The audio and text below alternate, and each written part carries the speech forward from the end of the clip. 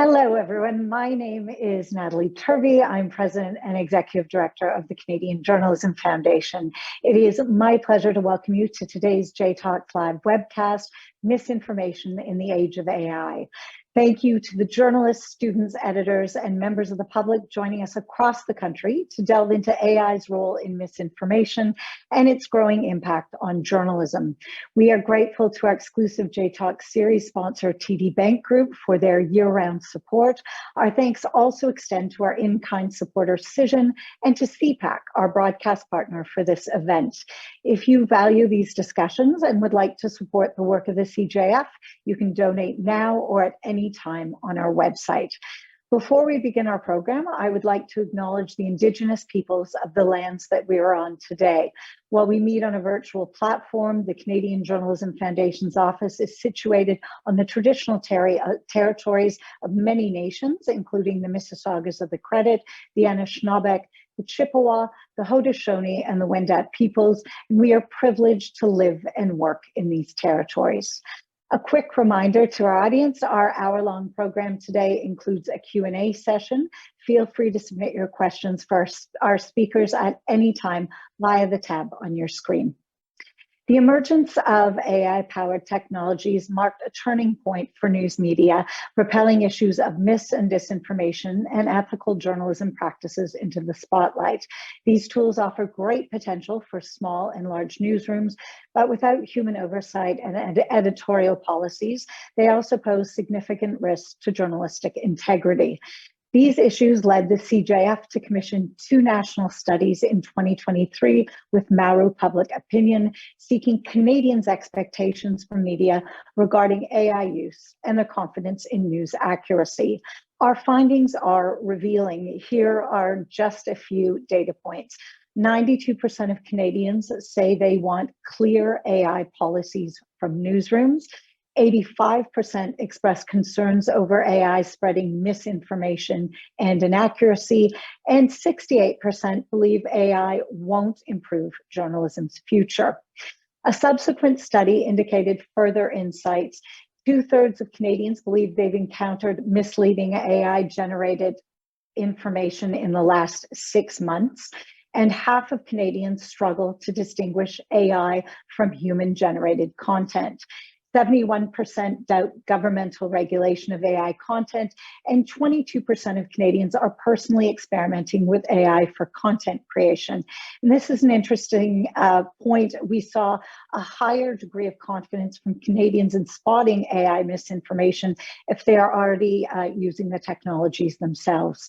You can find the full studies on the CJF website. Enhancing the public's understanding of fact-based journalism is core to our mission at the CJF. Our latest news literacy initiative is designed to strengthen the public's ability to discern trustworthy news sources and understand the impact of AI on journalism. The social-driven campaign is sponsored by the Google News Initiative. It kicks off this month with an AI news quiz and will share tips and advice on spotting AI-generated misinformation. You can have a look at test your knowledge with the quiz, and we invite you to share the resources with your networks. And now on to our program. Our panelists today bring a wealth of global perspectives and experiences to all of these complex issues and understanding misinformation in the age of AI. Joining us from London, Charlie Beckett is the founding director of Polis, the think tank around international journalism and society in the Department of Media and Communications at the LSE. For the last 5 years, Charlie has been running the Journalism AI project, working with thousands of journalists around the world to see how AI can support their journalism in a responsible way. In Toronto, Dalia Hashim is the program and research lead for AI and media integrity at the Partnership on AI. Also in Toronto, Patrick Dell is Senior Visual Editor at the Globe and Mail. And to lead our panel, we are delighted to welcome Dr. Alfred Hermida, who joins us from Vancouver. Alf is a professor and former director at the School of Journalism, Writing and Media at the University of British Columbia and co-founder of The Conversation Canada. We are honored to have all of you with us today for this timely discussion. I will hand it over to Alf now to begin our conversation. Thank you, Natalie, and thank you for joining us today for this discussion, which promises to be fascinating, challenging, and also highlighting some of the potential of AI in journalism. We have a great panel with us. And to start off with, I want to go around each of you and get a sense of, from your perspective, where are we in the sort of the state of play when it comes to the intersection of AI and journalism? And make some introductory comments on this. And Charlie, I'll start with you because you're the one furthest away. Thank you. Yeah, thanks, Alf, and thanks for allowing me to be part of this event. It's a great chance to connect to people and listen to other perspectives as well. I've been working on journalism and AI for the last 5 years. Before that, I was a journalist, and a lot of things changed during my career, digitalization and so on. And then for the last 15 years, I've been at the LSE, and again, seeing the internet coming along and social media coming along. And it struck me that AI had at least the potential to have that kind of structural impact on journalism and the way that it's consumed, which is why we started the project 5 years ago. And of course, since then, there's been this dramatic shift of gear with generative AI. And I think that has been, as they say, a game changer. Traditional AI, if you like, was a sort of bundle of technologies, which generally speaking, did quite boring things, but a lot of scale. So they're really helpful at things like helping investigative journalists comb through great databases, or perhaps to automate your paywall. But with generative AI, the fact that all of us can use this, that we can all put a prompt in, has suddenly opened it up. And because it can do so many more interesting things, it can create content. It can reformat content. It can do all sorts of amazing things right across the news process. I think, therefore, we all are paying attention. I speak to, as you mentioned, we work with thousands of journalists around the world, and we do, workshops with them, we do training with them, we do surveys of them. We published our survey in October. And for me, last year was the oh my God year when generative AI hit. The newsrooms were kind of recoiling, and you had other people like Dahlia, who's going to talk about her work, trying to work out what's going on, and also what you should be doing about it. What are the risks? What are the opportunities? This year, 2024, I think is absolutely going to be the year when it starts having a real impact. So perhaps last year you could sort of say we're experimenting, we're going to see what's happening. We're going to try and cope with the rapid speed of the development of these technologies. But this year, I think we're going to see real impacts on individual journalism, individual journalists, they're using some of these tools, transcription, translation, etc. But also systemically, we're getting newsrooms are going to create their own chatbots, their own large language models, and it's going to start having a real impact in the way that journalism is made and consumed. Yeah. Patrick, you're in the newsroom. What's the state of play in the Globe and Mail regards AI? Thanks, Alf. It's fantastic to be here with everyone today. We're examining generative AI closely in the newsroom. We've got internal working groups, and I'm meeting with my colleagues. And there's a sense of excitement, but also trepidation. I think journalists recognize the risks that generative AI presents to content authenticity when it is so capable, and its abilities are getting so much more authentic so quickly. The most recent version of Midjourney that's in beta, version 6, is phenomenally authentic, which poses serious risks to making highly realistic images very quickly and disseminating them very quickly. But we also see that there's possibilities to streamline some of the back-end journalism work, like sorting through a large trove of documents, or helping craft emails to contacts or potential institutions. But then we balance that against how that interacts with our audience, because we have to ensure that they're taking this journey with us. And it's great to see that survey that people are thinking about this. And we need to ensure that we're transparent about how we're using it, and also educate the audience so they can appreciate what it's being used for and how it can be used to increase the quality of their journalism without cannibalizing it. Dahlia, I'd like to bring you in. We've had very much journalism perspectives. Yours are looking at journalism, but from a different perspective. What's your take? First of all, thanks for having me. Second of all, I agree with what Charlie and Patrick have mentioned. You know, I think that having Gen AI have its moment last year towards, you know, and throughout 2023 really brought the question of AI to the forefront for a lot of newsrooms.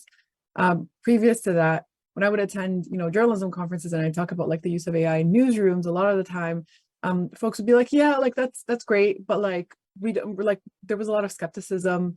Folks weren't really sure if this would work for their newsroom, in what ways. And we talk about things like, you know, investigative journalism. We talk about things like automating the mundane, using AI to do tasks that journalists regularly do, but don't necessarily want to do, as a way for them to kind of speed up some of the side work that they want to do and really focus on journalism.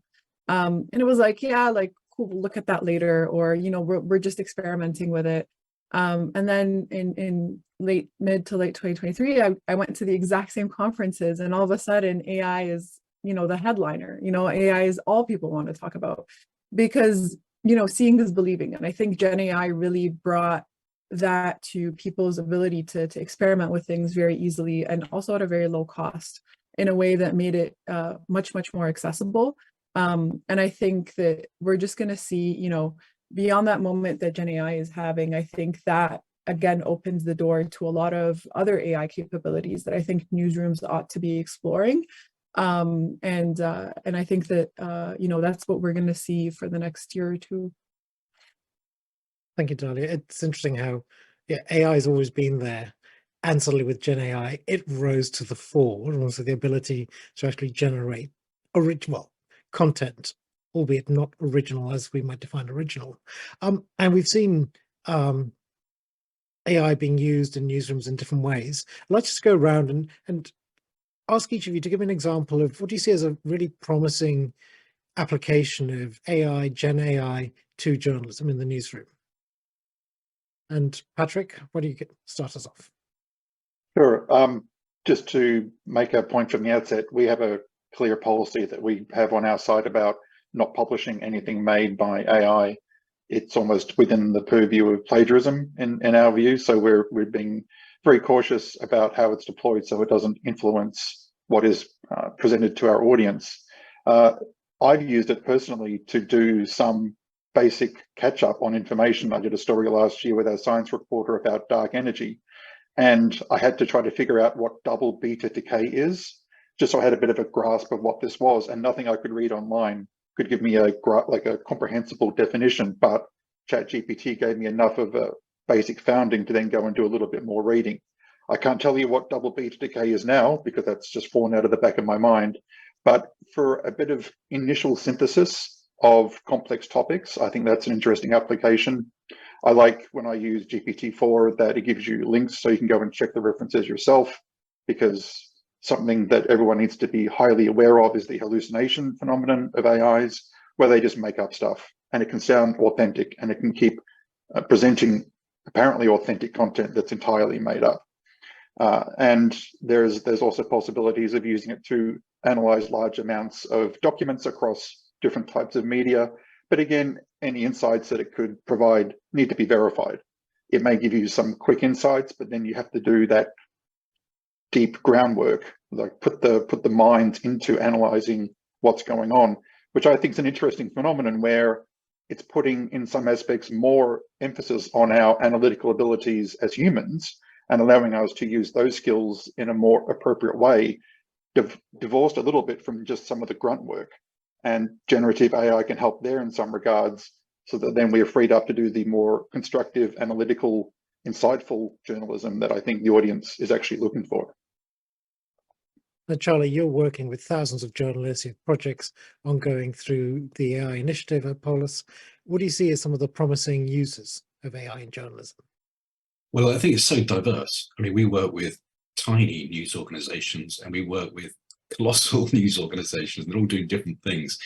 And it's really interesting to see how they are using AI in very different ways. I also think there's a difference between kind of practical individuals using it. You know, individuals using it for very practical things. So, you know, I went into a broadcast newsroom where there was somebody doing coding for the newsroom. And he said that by using Gen AI, he was able to be 80% more efficient in his coding work. He was able to use it to check his work. And that's quite extraordinary for somebody. The time gain there is fantastic.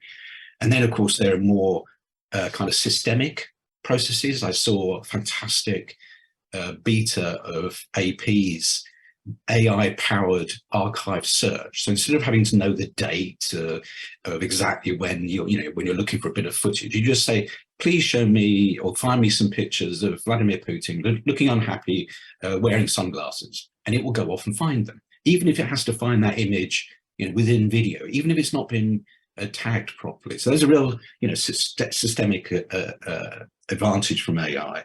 And we work with, we have these, we call them AI newsroom fellows, who come and work with us and work with each other collaboratively, and they kind of experiment with slightly more edgy ideas. And they just completed their 2023 outputs, and you can see it all online on our website. And they did a couple of really interesting things. One was to try and track bias in content and in statements by politicians and so on, which I thought was really complicated and difficult, but they actually got quite a long way. So that's really interesting as a kind of editorial ethical use of AI. Another quite practical one is a team that included, I think, the BBC, where they were looking at trying to track the relationship between how MPs vote and where they get financial support from, which is harder than you think. To do it live and do it continuously and make those associations is really quite complicated. So, all of these are going to benefit the editorial. There'll be some that benefit revenue and so on, but they're all there engaged with the human beings. As everyone will say, as Patrick was saying there, you want to have the human in the loop. You want to make sure that there's editorial control, but you also, journalists are so hard pressed. They need all the help they can get. And the job, especially of something like investigative journalism, has never been harder. So if these tools can be reliable enough, accurate enough, and if you can manage them well enough, then I'm already seeing huge potential. Thank you, Charlie. And Dahlia, you again interact with lots of journalists, speak to lots of other people in the profession. What do you see? I think we did an analysis in late 2022 to try and create a database of tools that are available to newsrooms to use in various journalistic purposes, and ended up with a database that included tools that really took you through the entire process of news production. So everything from generating leads and finding sources very quickly online, finding out what your audience wants to learn more about, if you're looking for new topics to write about. There are AI tools that can help you with that, to supporting in, as we said, transcription of, long city hall meetings and trying to find a nugget of information that you would want to write more about, to, analyzing the diversity of your sources. If you want to get a better analysis of how diverse your sources are, how diverse your reporting is, you can do that using AI tools. In addition to kind of all the different ways Charlie and Patrick have talked about using AI tools. But then there are things that are a little less, I guess, obvious when it comes to writing newsletters, how to segment your audience and conduct an audience analysis to find out exactly what your audience, who compromises your audience and what they're talking about, how to personalize a lot of the reach that your audience is getting, whether it's on social media or even on the front page that they land on your website. All of these are various ways AI tools can be used, not just to help journalists, but to help the newsroom in general, in their ability to reach their audiences, in their ability to give more back to their audiences for what they're paying, if it's a subscription service. So I think it kind of just goes through the entire news production process. And I think that's what makes it so powerful, but also that's why, most of this panel has been talking about the trend when it comes to AI adoption being, upwards from here on, because it could be used in so many different ways. And I think that's why, we talk a lot about responsible use going hand in hand with adoption, because, if you don't consider both at the same time, then to Charlie's point, the impact becomes as systemic as embedding those tools within your newsrooms is. And let's talk to that responsible use. We have a lot of elections coming up this year, not just across the border here in the US, but also in Europe, countries like Austria. We have the UK, India, Indonesia. And obviously there are concerns around the use of about mis and disinformation, and potentially the ability to use AI to turbocharge some of these efforts. So Dalia, I'll come back to you first. Can you give examples? Do you have examples of successful initiatives or practices that have been effective in addressing some of potentially this AI generated misinformation? For sure. I mean, at PAI, our team came up with the synthetic media framework that focuses specifically on the use of synthetic media or Gen AI, and how newsrooms, companies, anyone really who uses Gen AI ought to be thinking about transparency and disclosure when it comes to its use. If we presume that all of us here are trying to do the right thing, we're trying to tell our audiences about when we are using these tools, we're not trying to intentionally deceive anyone about the use of these tools, then how can we start thinking about disclosure? What might that look like? How can we ensure that when we are using these tools, we're bringing our audiences along with us, to Patrick's earlier points? And so I think that disclosure and transparency piece is really key. As we noted at the very beginning of this panel, this is something that our audiences are also thinking about. They're expecting that there will be some sort of use. The question is, how are we letting them know that we are using it? How are we communicating the boundaries that we've set up in place? And how are we assuming that how are we educating our audiences during that process? It's not a matter of assuming that this is too complex for journalists to know more about, for audiences to know more about.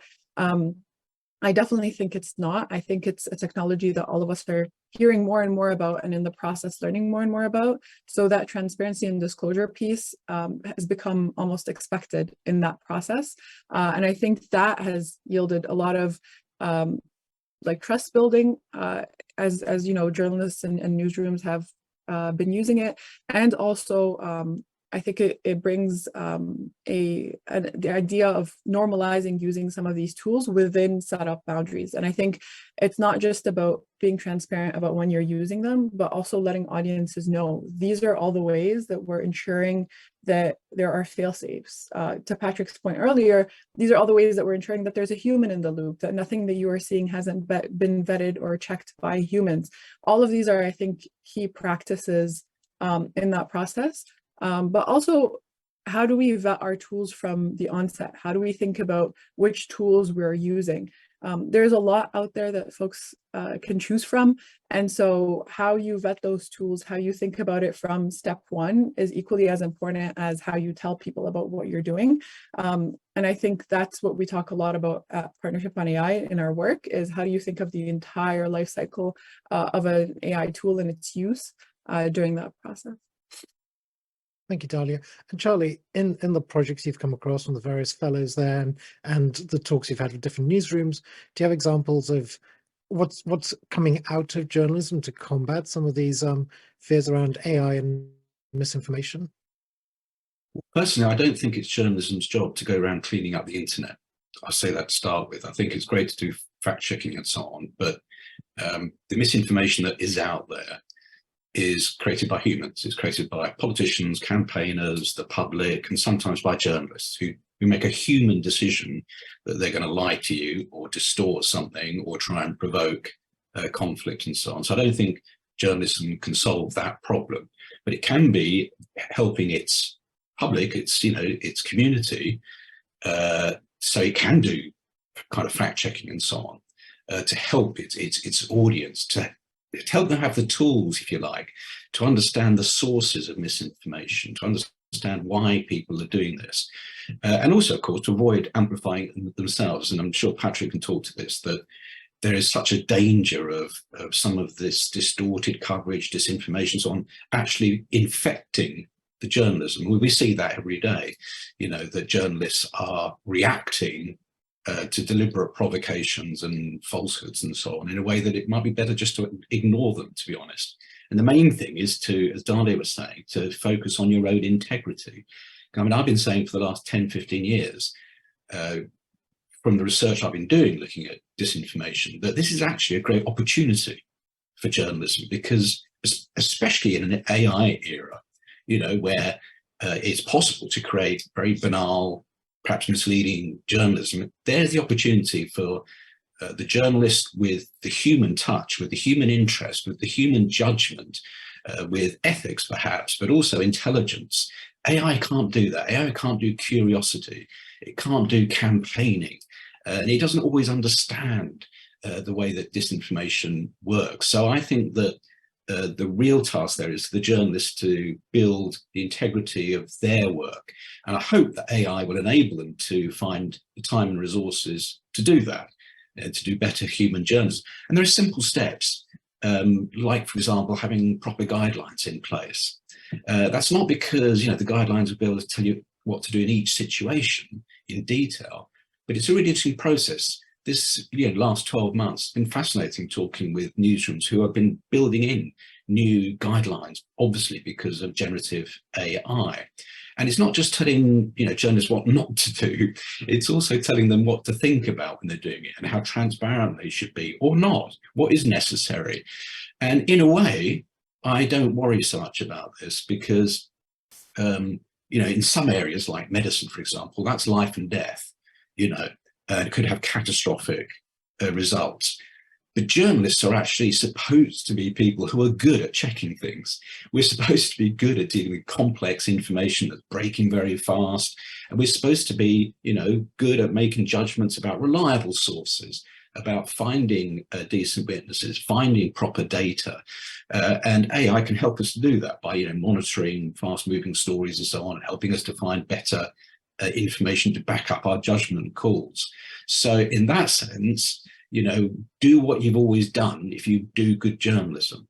Just keep doing that. Keep trying to have proper evidence, try and listen properly to your audience, be critical about the sources and the information that you're getting. It doesn't matter whether it comes from an AI bot, or whether it comes from a government press release, or it comes from social media. Surely journalists have learned to be skeptical in an intelligent way. So I think that's the guiding principle with AI. It will make things happen faster.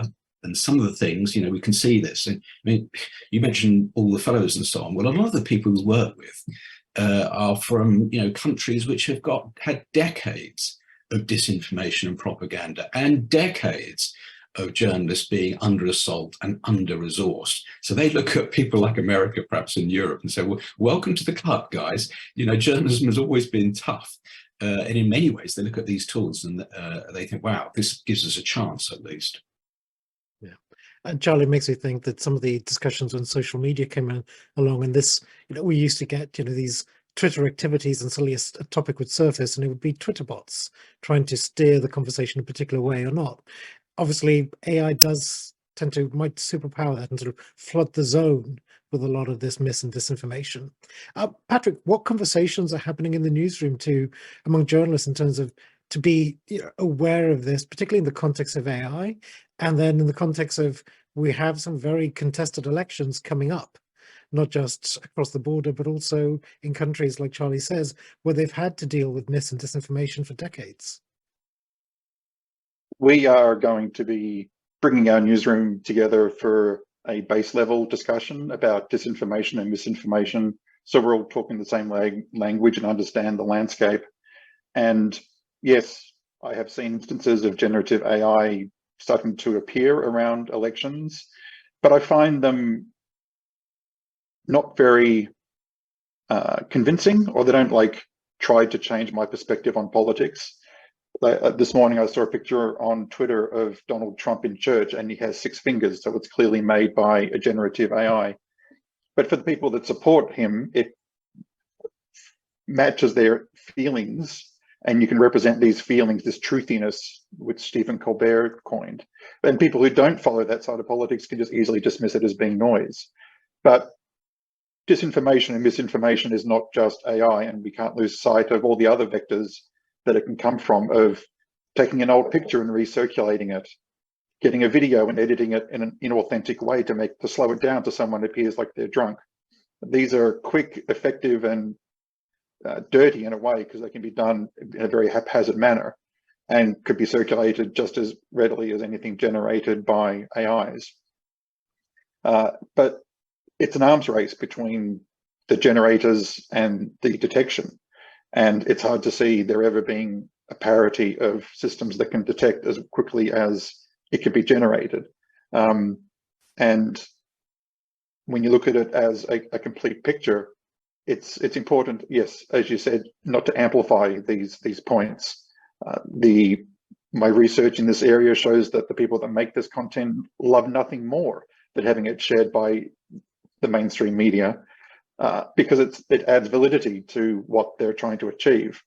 My concern is that in a breaking news situation and in a rush to get something up, there'll be something circulating on social media that appears authentic and has engagement that makes it appear authentic, and it gets published as being authentic. And I think that's inevitable. There's been instances in the past that I can think of, not with AI images, but other images that are presented as being from a totally different event. And it's caught out major news organizations, like where I used to work. We broadcast images of what was supposed to be the Boxing Day tsunami, but they were totally unrelated pictures of a tidal surge from like some other place another time. So disinformation and misinformation is not new. And yes, AI can supercharge it. What aspect of that I'm thinking about the most is the voice cloning. And there's an instance from New Hampshire of a robocall that appeared to be Joe Biden telling people not to vote in the primaries. Voice cloning is so quick to do and is so hard to detect, especially if you're just hearing it over a phone. You can't even begin to pick up any inconsistencies. It's that more subtle application of AI, or mixing AI content with real content, that the authenticity of one adds weight to the other. So it's an incredibly complex landscape, and it comes back to thinking about these things critically and analytically, and relying on our abilities to, as Charlie said, do the fact checking and do that analytical thinking, and look behind what is in front of you to see what the motivations are, where it's coming from, who's sharing it, why they're sharing it, how it's being amplified. It's very complex nexus of different issues that are all converging at the same time. Thank you, Patrick. And we're about halfway through this Jade talk on misinformation in the age of AI. If you have questions, please submit them on the chat or send them in. We'll get to your questions in a little bit. But to pick up on that topic with you, Dahlia, what guardrails then do we need to put in place within newsrooms so that journalists are aware of some of these issues and challenges and how to address them? I think to start, like what Patrick mentioned about, having a collective conversation, I think is really important. Not to shy away from learning more about these technologies, how they can be used, how can they be misused, I think is really important. And then we spent all of 2023 developing a guide for newsrooms on how to think of AI adoption from beginning to end. So how do you think of what goals a tool ought to have, how can it help a newsroom? Because not every issue or problem or support that a newsroom wants to address will be addressed by an AI tool. That's not what we're preaching here by any means, but I think some of them can be. And so identifying instances where AI tools can support is really important. And then the guide takes you through the entire kind of process of how do you vet a tool? How do you talk to developers? What questions should you be asking? What role should it play? What metrics should you be measuring? And I think when we think of guardrails, we often think of like do's and don'ts. These are the ways you can use it. These are the ways that you can't. And then we kind of just start and end the conversation there. But I think it goes a lot further. It goes into how we vet the tools, how we vet the different ways those tools might be used. The same tools that could be used to get sources can also be used as, police blotters. Do we want to use tools that have those multi-uses? Are we okay with that as, newsrooms? And so those are questions that are important to ask from the onset, from within a newsroom, before we even get to the point of how should or shouldn't this be used and what are the rules and what does that look like. And in order to develop the guide, we actually ended up putting together a steering committee of journalists, newsroom executives, civil society members, and experts like Charlie, who was also on the steering committee, to help inform how we think of this guide. And it ended up being a 10-step guide of, from beginning to end. And I think the part that we also don't talk about is when should you say, actually, this tool is no longer serving our purposes, we should stop using it. What point do you start having that conversation and making that decision? So going through the entire life cycle, I think, is how we should be thinking about guardrails, and not just the immediate use of it, or just the disclosure to our audiences of, hey, we're using an AI tool, and this is what it does. But encouraging folks to think through an entire support system for a tool, and then also having accountability measures. Who is responsible for AI tools within a newsroom, and who is responsible for each tool within the newsroom, I think is really important when you have all these decisions to be made around an AI tool. And I just want to echo what Charlie was saying earlier, that I think journalistic best practices apply just as well to AI tools, in the same way that they apply to vetting a story, or to producing something for TV or whatever it might be. I think we should apply that same healthy journalistic skepticism to AI tools as well, and to information that we get through AI tools. That extra step of vetting, further investigation, all of these are standards of practice for journalism in general. And I think they really actually set up the industry for success when we're talking about AI tool adoption. And Darla, you made me think that one of the things we see in journalism is sort of a reaction to the latest technology. So blogging comes along, it's like, oh, every newsroom must do blogging. Twitter comes along, every journalist be on Twitter. We see this kind of, Facebook says video is important, suddenly we have to produce video. I wonder, Charlie, if those discussions are taking place when you talk to your journalists, when you talk to your fellows, in terms of how newsrooms and journalists should approach AI and adoption of AI. Yeah, I mean, basically last year it was with caution. Obviously, some people were very enthusiastic, quite rightly. Anybody who's used the generative AI tools can't help but be, impressed by that and think. And I think it is important to be creative about this. Yes, we've got to be cautious and careful, but this is also a chance for us to be much more creative. And boy, journalism really needs that. We need to think of new ways to create content in ways that optimizes the experience, not to create more content. We've got too much content already. People are drowning in content, but better content that's reformatted in ways that people can consume more effectively and efficiently, for example, really handy. Do you want this story in audio? Do you want it as a slideshow? Do you just want a 10-word summary of this story? All those things that can help avoid news avoidance, can help avoid the mental stress that news often brings to people, including the journalists. I think those are the sort of creative ways we can think about this. Now, this isn't necessarily, I think in journalism, there's a big difference. You could use Midjourney, for example. I just saw a stunning 3-minute fictional video yesterday. It was actually sort of based on a kind of factual biographical detail. It was stunning. Now, actually, in journalism, people want to see the real thing.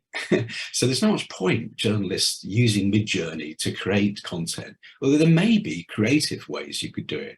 A reconstruction, for example, of something where there isn't any footage. And as long as you're transparent about that, it's just like, we used to do, Alf, back in the day, we used to do reconstructions with actors, or, we'd get producers to voice somebody who couldn't be on camera, on mic. So I think my clarion call is to get on and find the efficiencies and so on, but also to be creative about this. And the one thing, I agree, we've been burnt before, the pivot to video, etc.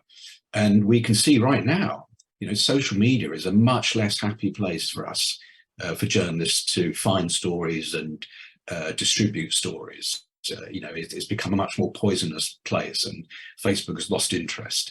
So I think it's even more important that the service that we provide for our public, our community, our consumers is even better, that it's a relationship that is meaningful to those people. It's not just good stories. It's not just clever content. It's a whole process of transparency, integrity, and, as I say, service, telling people things they want to know, having the discussions that they want to have, and so on. And that is a human thing in the end. But let's be creative about how we use AI to do that, because here's the thing. The bad guys are already doing this. The bad guys creating clickbait, banal, or even misleading or propaganda content, they are not waiting. They are already out there using these new tools to do bad things. So I think we do need to get on with it. I'm all in favor of guidelines, of codes, of caution, of editing. I think editing is the best thing that could ever happen to an act of journalism. So I'm all in favor of that. But I do worry that we may be using some things as excuses not to get across this. Let's wait until it's been sorted out, and then I'll start taking an interest. Everyone has got to take an interest. And here's the other thing, finally.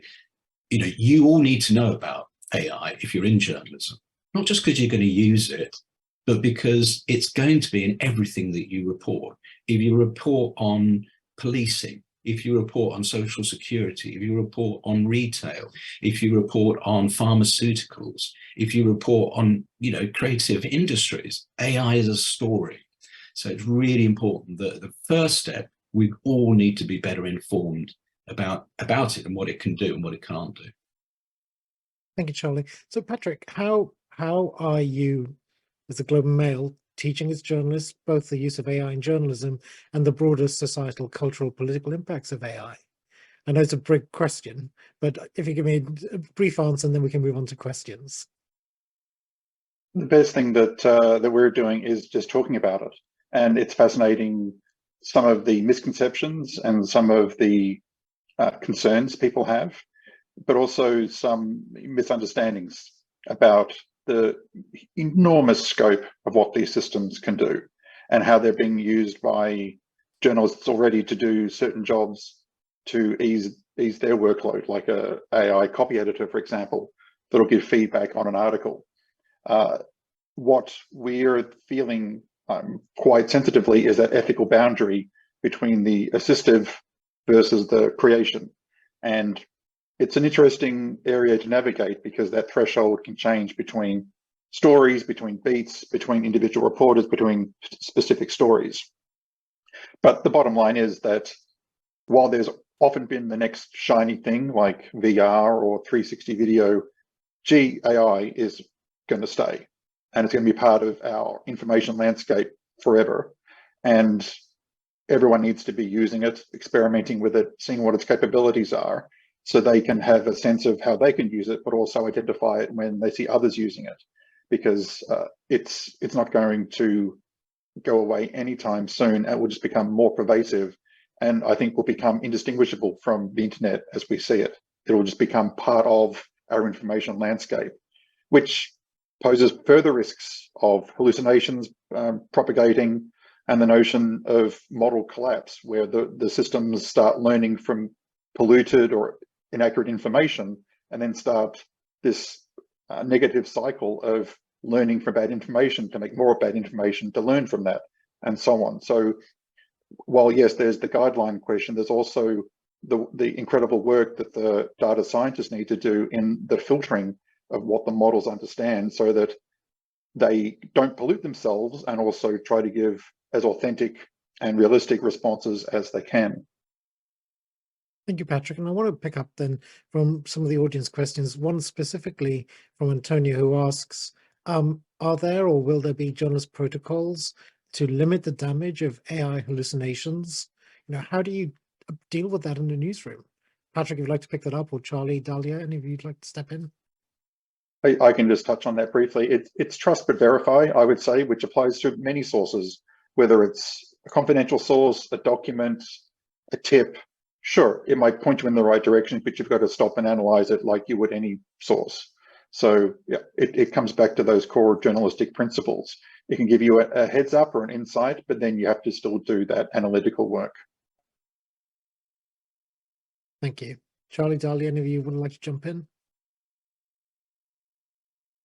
No. Right, we shall move on. So we have a couple of questions around credibility and distrust of the media in terms of the broader impact of AI misinformation on credibility on the rest of the media, or how do we then educate the public around the use of AI in journalism? Really broad topics that we're discussing here, but in terms of credibility, what do you think how do you think AI, its use in journalism, its use outside of journalism, how does that relate to the credibility of the media? Maybe I'll start with you, Charlie. I mean, if I'm not that worried, because I think things are already bad enough. That people, when we talk about those, I mean, I really hate those trust surveys, you know this, Alf, because I think they're measuring the wrong thing. If you ask people, do you trust the news media as a whole, they're probably going to say no. Well, do you know what? I don't trust the news media as a whole. I never have done, even as a journalist. Why would I? Do I trust some kinds of journalism? Of course I do. Usually the kind of journalism that I agree with more, or shares my values, at least, my journalistic values. So I don't think in that sense that AI is going to change that very much. At this point, we use the word transparency. And again, I'm a little bit skeptical about that, because I think there's a limit to how much we disclose at the moment. Do we tell them we've used Wirecopy? Do we tell them we've used Google search? And you don't need to, because you'll be judged on what you produce at the end. What is the relationship you have? Do you ever admit when you made a mistake? Do you give more context, or do you distort things as a journalist? So that's how you're going to be trusted over time. And with the AI piece, I think the research seems to show that people aren't that bothered. I respect the survey done earlier where people said in a survey that they were suspicious about generative AI or whatever. I don't honestly know how you can ask that question and whether people know what they are talking about. There's quite a deficit in terms of public understanding about journalism practice anyway. There always has been, and that's partly because journalists love to keep it to themselves. We love to keep our little priesthood secrets to ourselves, and the public just should accept that we are brilliant truth tellers. We don't have to tell them how we made the sausage. And I think in the short term, it's probably a good idea, not for transparency. I would call it more media literacy, both for the journalists. You should be telling each other in the newsroom, hey, I did it with this tool. It's really clever, but you've got to be careful about this aspect of it that could, distort things, for example. I don't know. And likewise with your readers, they don't want to know every single prompt that you put in to get some information or something. But you might want to do it in a positive way. Hey, we've got this fantastic investigation. We've looked at, the price of houses across our area. And we used AI to compare and contrast. And we've now built this chat bot that you can interact with. It was built with generative AI, and it's going to be really helpful. So talk about it in that way, I think. Journalism has already done its usual thing, and I can understand why, of some really crappy stories about generative AI, which are all basically journalists who are in fear of their jobs, desperately trying to show that it could do stupid things. Like, I could make it say Nazi things. Oh, and it couldn't rewrite the Bible in Japanese. That's rubbish. Well, it wasn't supposed to do any of those things, and I think now journalists are being a bit more sensitive about the real impacts, both within the news media, but also obviously in other fields. Dali, you've done some work on this in terms of thinking of the use of AI and moving away from this like do's and don'ts, don't do this, do this. What's your perspective in terms of how these issues that Charlie's talking about transparency, about credibility, about talking and engaging with your audience in terms of how you're using AI? I think it's powerful to engage in this like media literacy piece by newsrooms. I think it's also important to let people know, if they're interacting with content that is AI generated. To Charlie's point, you don't need to let them know about every single use of AI, but you do need to let them know when they're engaging directly with content that is AI created.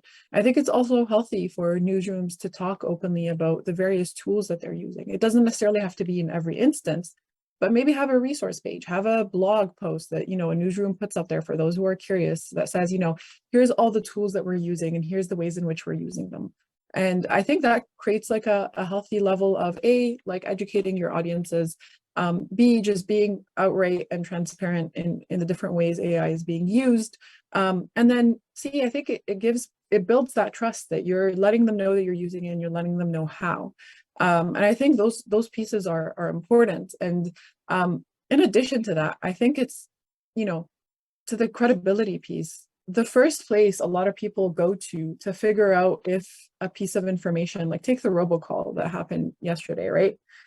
Every single news outlet out there wrote about it. They were like, here is an instance. We've been telling you that it will generate misinformation, and here is an instance where it happened, which I think is really important, but again, speaks to people's like still relying on news to let them know when something is true versus fake. And I think that's a very integral role that newsrooms continue to play. And it's not something small. And I think that people are rightfully so worried about misinformation and the impact that it will have on the elections. But I think that we also have a quick reaction time that we're able to talk about it. We're not necessarily like Slovakia, where they had an incident like this, but then they had a blackout right before the election.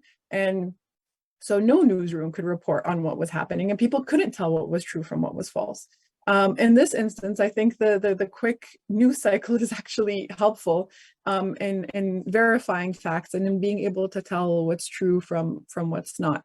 So I think that's important. The other part that I think we haven't really touched upon is also, as we're thinking of using these tools, especially generative tools, knowing what their limitations are in general. You know, to Charlie's point, you know, it's not about saying here like it's a gotcha moment, but in general, what data informs these tools? What kind of worldviews are embedded in these tools? Where do they fall short? Can I use ChatGPT to translate for me? Is that kind of the optimal use of ChatGPT? I would argue no, there's other uses or there's other tools out there that are optimized for translation that you could probably use. What data has, you know, some of these generative tools ingested to be able to create some of those products, I think is really informative in the cultural context in which they could be used. A lot of times we can use them in a North American English predominantly speaking context very comfortably, but that doesn't translate really well across the world. It doesn't translate well at all when you're talking about non-Latin languages. And so these kind of broader constraints of the tools are really helpful for us to know which contexts they're optimized for and which contexts we need to be even further skeptical of their use. Thanks, Doug. And I'd like you to take on a question we've had from Nazreen, which relates to what you've just said around, and they're asking, what strategies can we adopt to fight mis and disinformation in countries like Bangladesh, where there's a low level of media literacy? But it also makes me think, to your point about communities who non-English language, non-French language communities in Canada or elsewhere. I wonder if you could speak to that. I think there's a number of projects out there that are aiming to provide that kind of misinformation support and how do we fact check a lot quicker. So there's Miden, who's done a lot of phenomenal work on elections and election fact checking across the world, and predominantly not in North America. And what they've done is they've realized that a lot of these you know, communities rely on WhatsApp as a primary way of getting information, but also verifying information. So what they did was they created a WhatsApp chatbot where journalists could message in and say, hey, we saw this like one piece of information, is this true? And then that way you're relying on some centralized fact check based crowdsourced information that you can very reliably check on the information that you're getting. And it's in the native language. It is formed by folks from that community.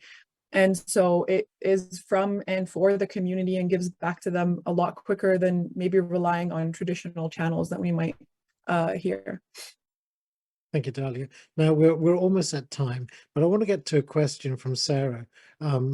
This is really for Patrick, but also Charlie, you will be able to chime in here. And Sarah asks, can you give examples of how the use of AI might change from story to story or even from beat to beat? Yes, that's an interesting question, and it does vary, like story to story and beat to beat. If you're in the investigative side, you could put a huge trove of information that is across different document formats into a customized GPT that can give you an analysis. If you want to give a survey to the readers to get a sense of their thoughts about certain topics, but customized for a certain age group or a certain generation, ChatGPT could give you some questions or some thoughts that you could then refine into what you want to present to them. In terms of visual research, it could give you inspiration for photos to then go and shoot or find in our archive to use for stories that may not come to mind immediately. And for financial reporting, it could analyze, business reports. Each company's annual reports to look for trends over multiple years. It's a matter of just thinking creatively about the potentials for it, while also being careful what you put into it, because it could turn up in other people's models or search results. And like with anything you put online, be mindful about any personal or proprietary information you put online. And it's all about thinking about the experimentation and seeing where it could take you, because you may be surprised how good or how poor it can be about certain tasks. Charlie, have you seen an interesting use and something that struck you in a particular beat or for a particular story, something that's really struck you as just echo what Patrick exceptional? said. Just echo what Patrick said, really. I can't think of a beat or a type of publisher who couldn't use it. Now, if you'd asked me that question 18 months ago, I would have given them a different answer, because if you look at traditional AI, it was much more large scale, and it was much more about data. So if a story was about data, if it was about finance, for example, beautiful, that will work really well. But with generative AI, the difference there is that it can help at any part of the process. It can be used in so many creative ways. I don't mean creating images and so on. I don't mean creating the final product, but helping individual journalists or teams of journalists to do their work both more efficiently, but perhaps more cleverly as well. And so in that sense, I can't really think of a piece of journalism that can't be used for now, because generative AI is so accessible and you can build on it so quickly. You don't need to code. You can suddenly start creating. It could be something just you're using in your, to organize your emails or to organize your sources, you personally or your team. It could be something quite kind of ad hoc, but you can build it yourself. You don't have to wait to get some tech person in. And again, that's made it really exciting for me. We do a lot of work with smaller newsrooms around the world. I mean, we mentioned Bangladesh. We worked with a small newsroom in Bangladesh because Bangladesh is screwed. The journalism there has been shattered by authoritarian governments and by a lack of resources and, low levels of literacy. So how do you rebuild it? Well, it's not by trying to pretend you're going to get the New York Times in Bangladesh. It's by looking at some of these smaller niche digital operations, and AI is certainly not a silver bullet for them, but it does help them. It helps them to gain much more scale, much more interactivity, and enables them to do better research. So, I can't think of a place on God's earth where this can't potentially at least be of some use, with all the caveats that Patrick and everyone else have mentioned.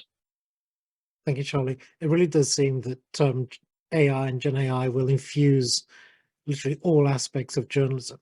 So we're almost at time. So I'd just like to ask you to, brief answer to the worst question I could ask you, which is, where do you think we'll be in 3 to 5 years' time? This is where we are now.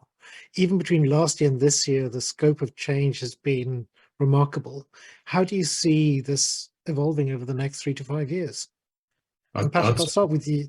Charlie, do you want to jump in? Sorry, just being rude. I was just going to say I agree with Patrick in the sense that the biggest change, we won't be talking about AI anymore. We won't be saying Gen AI or AI. It'll just be what we use. In the same way, we don't really talk about digital much because everything is digital, or everything's online, generally speaking, So I think Patrick, that's your going to answer be, in 10 seconds. that's going to be the change. Charlie? Yes. It's pervasive. It'll be in your phone. It'll be Your gaming console will have an AI chip that can generate worlds, dialogue, characters, customized to what you want on demand whenever you need it. The possibilities for seamless, continuous creation, in quotes, are almost limitless. And I think back to an audio town hall that I listened to with the founder of Midjourney, who likened generative AI to the Industrial Revolution. And it's hard to see past a certain point because it does appear to be a singularity where it's hard to predict the outcomes because the change could be so big and so quick. And it's a huge challenge just as us as humans, let alone journalists, to keep up with this pace of change. And Dahlia, we're at time, but I'd like to give you the last 10 seconds to chime in on this topic. Less of a prediction, more of a hope, but a lot better governance in place to support a lot of these technologies that are being developed. Great, thank you for that. And we didn't get to governance. Hopefully there'll be the scope for another CJF J Talk Live. But for now, thank you all for listening in. Thank you for tuning in. Thank you for all your questions. I apologize we couldn't get to all of them, and to our wonderful guests. And join us next time for another CJF J Talk Live.